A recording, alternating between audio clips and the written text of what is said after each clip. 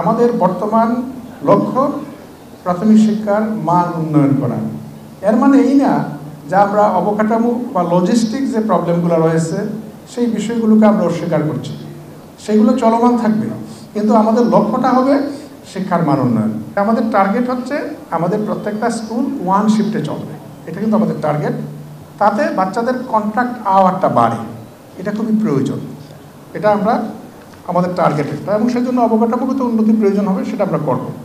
একটা প্রসঙ্গ আসছে যে বিদ্যালয়গুলোতে 6 থেকে 8 পর্যন্ত চালু আছে, সেখানে আমাদের সমস্যা হচ্ছে চালানোর ক্ষেত্রে, সেটাকে পরিবর্তন করা দরকার।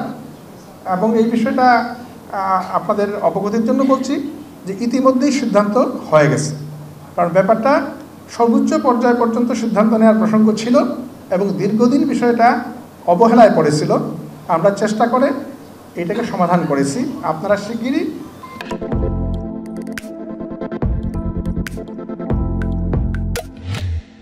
আমাদের পরিপত্র পেয়ে যাবেন, এবং যে বিদ্যালয়গুলোতে 6 থেকে 8 পর্যন্ত শিক্ষা চালু রয়েছে তারা ক্রমান্বয়ে, যেমন আগামী বছর থেকে আপনারা ভর্তিই করবেন না, আর এখন যারা আছে তাদের আস্তে আস্তে তারা বের হয়ে যাবে, তখন এটা শেষ হয়ে যাবে বিষয়টা। আমাদের এই অঞ্চলে, অর্থাৎ যে অঞ্চল নিয়ে আমরা কথা বলছি, বরিশাল ডিভিশন, সেইখানে স্কুল গমনযোগ্য আমাদের শিশু কতজন আছে এটার একটা পরিসংখ্যান দরকার। এই স্কুল গমনযোগ্য শিশুদের মধ্যে কত পার্সেন্ট আমাদের সরকারি প্রাথমিক বিদ্যালয়ে যাচ্ছে এটার একটা পরিসংখ্যান দরকার।